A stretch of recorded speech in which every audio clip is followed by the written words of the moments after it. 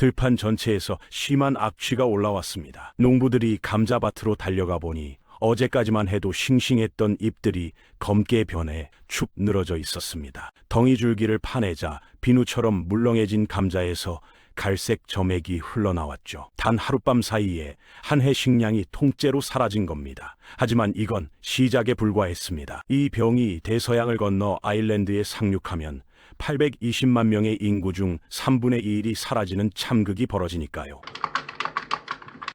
오늘은 유럽 최악의 재앙으로 기록된 아일랜드 대기근 이야기를 해보겠습니다. 감자 마른병이 처음 모습을 드러낸 곳은 의외로 미국이었습니다. 1843년 미국 농장에서 시작된 이 난균은 대서양을 건너는 화물선에 몰래 탑승했고, 유럽 농부들이 미국산 감자 품종을 들여오는 과정에서 함께 따라왔을 가능성이 큽니다. 여름철 습한 날씨에 기하급수적으로 번식하고 바람을 타고 퍼지는 이 병원체는 순식간에 유럽 전역을 휩쓸어 버렸죠. 1845년 여름, 유럽 신문들은 마른병 소식으로 도배됐습니다. 벨기에는 감자 수확의 87%를 잃었고, 플랑드르 지역은 92%가 날아갔습니다. 네덜란드도 70% 손실이었죠. 프랑스와 독일은 그나마 나아서 5분의 1 정도만 피해를 입었지만, 러시아와 폴란드에서는 기아 공포가 퍼져나갔습니다. 각국 정부는 긴급 대책을 세우기 시작했습니다. 당연한 일이었죠. 산업혁명 시대 유럽에서 감자는 단순한 작물이 아니라 노동자 계급의 생명줄이었으니까요. 페루에서 건너온 이 작물은 같은 면적에서 밀이나 보리보다 2배에서 4배나 많은 칼로리를 생산했거든요. 저렴하고 보관도 쉬워서 농촌 인구가 줄어드는 와중에도 폭발적으로 늘어나는 공장 노동자들을 먹여 살릴 수 있었습니다. 1750년부터 1850년 사이 유럽 인구가 거의 2배로 늘어난 것도 감자 덕분이라는 분석이 나올 정도였죠. 그래서 감자 농사의 위기는 곧 사회 전체의 위기였고, 실제로 1848년 유럽을 휩쓴 혁명의 물결 뒤에는 이 감자 흉작이 자리하고 있었습니다. 하지만 아일랜드는 차원이 달랐습니다. 다른 나라들이 경제난과 사회 혼란을 겪는 동안 아일랜드에서는 사람들이 그냥 굶어 죽어갔으니까요. 마른병이 상륙했을 때 아일랜드 인구는 820만 명이었는데 불과 12년 만에 110만 명이 기아와 질병으로 사망했고 200만 명이 나라를 떠났습니다. 이주라는 표현은 너무 점잖은 거죠. 실상은 탈출이었고 도망이었습니다. 기근이 최악에 달했을 때는 아이들이 풀을 뜯어먹어서 이빨에 녹색물이 들었고, 개들은 무덤을 파헤쳐 시체를 먹었습니다. 항구에서는 배에 오르려고 사람들이 주먹다짐을 벌였고, 대부분은 배가 어디로 가든 상관없었습니다. 아일랜드만 벗어나면 됐으니까요. 왜 유독 아일랜드만 이렇게 처참했을까요? 이유는 크게 두 가지로 압축됩니다. 하나는 아일랜드를 흉작에 극도로 취약하게 만든 토지 시스템이었고, 다른 하나는 런던에서 통치하던 영국 관료들의 태도였습니다. 이들은 기근 구제보다 아일랜드 경제 개혁을 우선순위에 뒀고, 아일랜드인들의 도덕성을 바로잡을 기회라고 여겼죠. 영국 정치인들은 감자 마른병은 신의 징벌이라 막을 수 없다고 주장했지만, 정작 기근은 명백한 인재였습니다. 1845년 여름, 영국 총리 로버트 필은 마른병 보고서를 받아보면서 잉글랜드로 번지는 걸 걱정했지만 아일랜드에서 재앙이 일어날 거라는 것도 알고 있었습니다. 명목상 아일랜드는 1801년부터 영국의 일부였지만 실상은 영국 식민 지배의 실험장이나 다름없었죠. 영국은 수백 년 동안 직간접적으로 이곳을 지배하면서 토착 아일랜드 카톨릭 가문들을 해체하고 땅을 빼앗아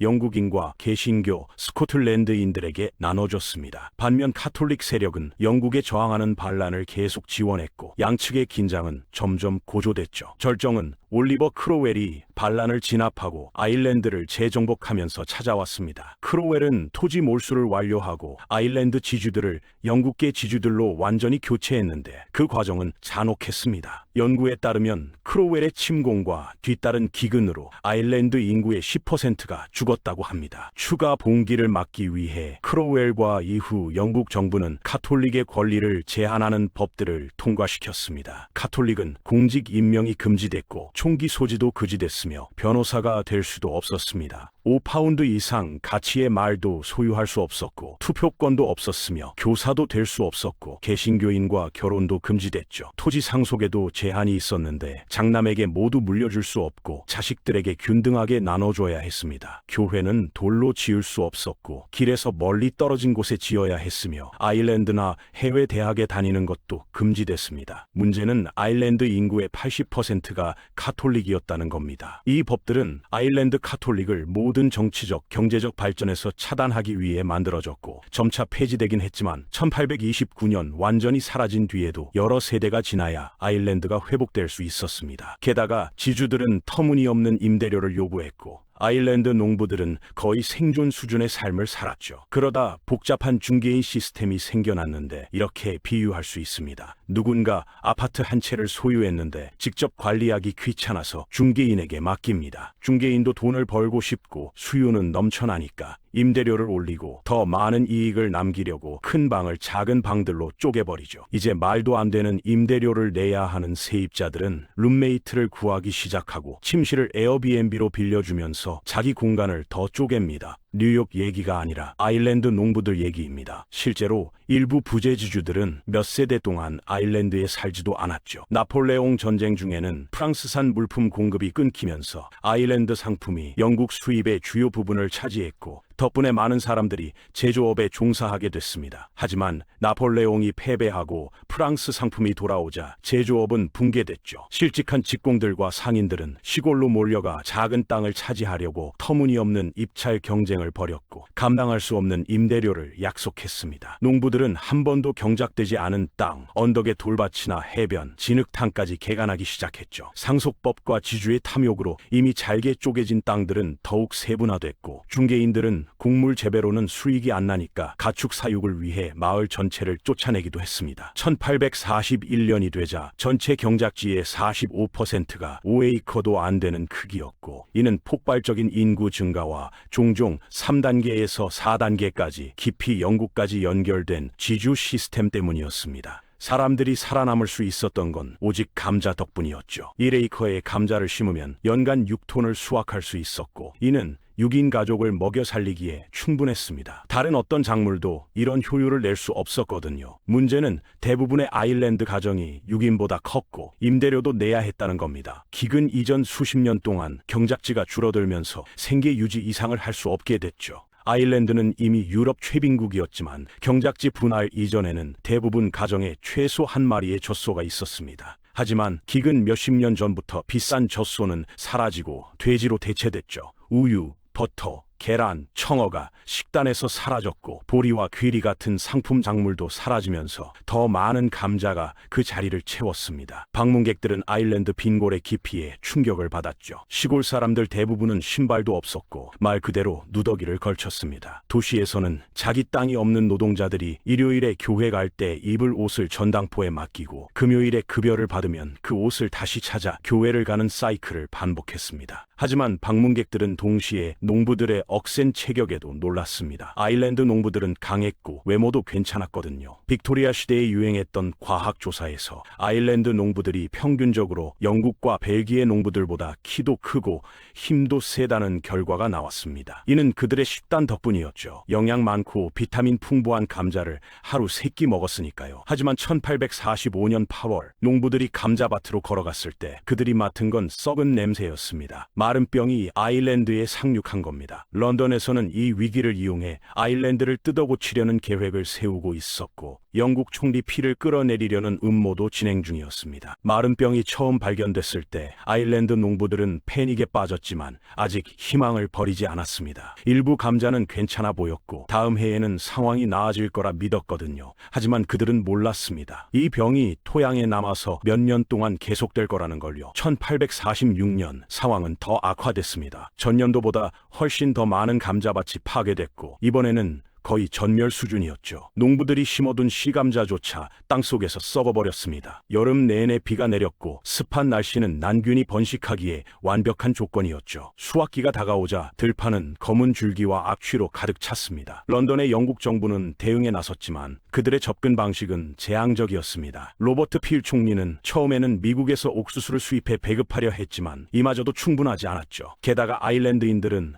옥수수 조리법을 몰랐고 제대로 갈지 않은 옥수수는 소화가 안 돼서 오히려 건강을 해쳤습니다. 사람들은 이걸 필의 노란 국물이라고 불렀지만 냉소적인 별명이었죠. 더 큰 문제는 영국 정부의 경제 철학이었습니다. 당시 영국 관료들은 자유방임주의를 신봉했고 정부가 시장에 개입하는 걸 극도로 꺼렸거든요. 1846년 필이 물러나고 존 러셀 경이 새 총리가 되면서 상황은 더욱 악화됐습니다. 러셀과 그의 재무장관 찰스 트레벨리어는 기근을 아일랜드 경제를 개혁할 기회로 봤죠. 트레벨리어는 공개적으로 이 제약은 신이 아일랜드인들의 게으름과 의존성을 고치기 위해 보낸 것이라고 말했습니다. 그는 아일랜드인들이 너무 오랫동안 감자에만 의존했고 이번 기회에 더 다양한 작물을 재배하는 법을 배워야 한다고 주장했죠. 문제는 사람들이 당장 굶어 죽고 있다는 거였습니다. 영국 정부는 무료 식량 배급을 거부하고 대신 공공사업 프로그램을 만들었습니다. 굶주리는 사람들에게 도로를 건설하고 돌담을 쌓는 일을 시키고 그 대가로 돈을 주는 방식이었죠. 하지만 이 시스템은 처음부터 망가져 있었습니다. 임금은 터무니없이 낮았고 지급도 불규칙했으며 일을 하려면 하루 종일 걸어가야 하는 경우도 많았죠. 이미 영양실조에 걸린 사람들이 육체노동을 하면서 더 빨리 죽어갔습니다. 게다가 정부는 지역 상인들의 사업을 방해하지 않기 위해 임금을 시장 가격보다 낮게 책정했고 실제로 필요한 사람들보다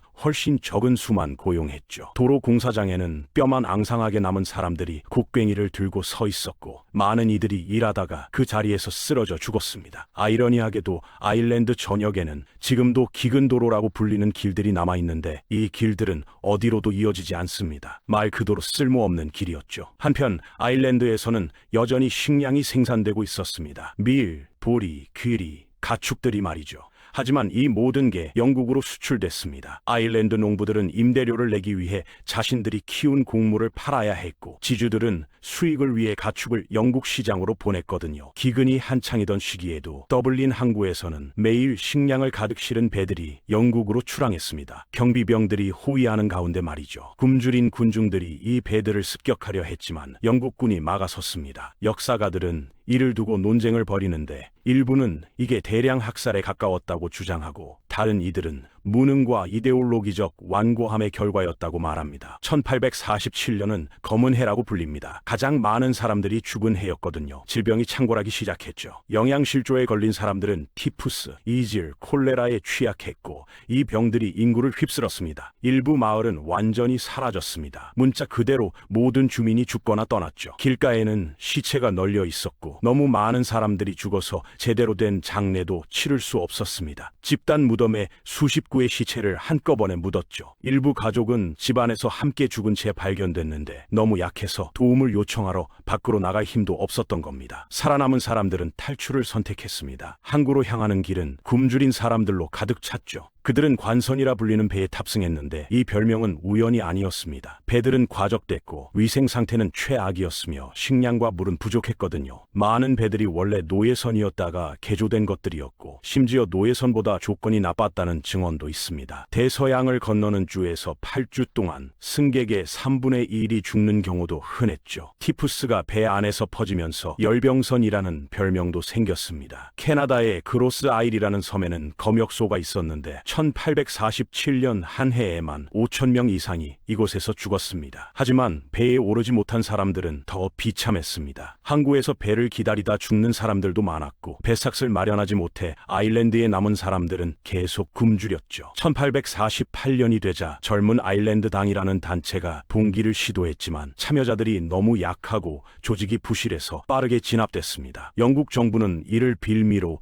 구호 프로그램을 더욱 축소했죠. 1849년부터는 상황이 조금씩 나아지기 시작했습니다. 마른병의 기세가 약해졌고 일부 지역에서는 감자 수확이 회복됐거든요. 하지만 피해는 이미 돌이킬 수 없었습니다. 대기근은 아일랜드 사회를 근본적으로 바꿔놓았습니다. 인구 구조가 완전히 뒤바뀌었고 아일랜드어를 사용하던 서부 지역이 가장 큰 타격을 받으면서 언어마저 사라져갔죠. 살아남은 사람들 사이에서는 깊은 트라우마와 영국에 대한 원한이 자리 잡았습니다. 이 경험은 후대 아일랜드 독립운동의 강력한 동력이 됐죠. 해외로 흩어진 아일랜드인들은 미국, 캐나다, 호주, 영국 등지에 정착하면서 디아스포라를 형성했고 오늘날까지도 이들의 후손은 전 세계에 퍼져 있습니다. 아일랜드 대기근은 자연재해가 어떻게 정치적 무관심과 이데올로기적 완고함을 만나 재앙으로 변하는지 보여주는 역사의 교훈입니다.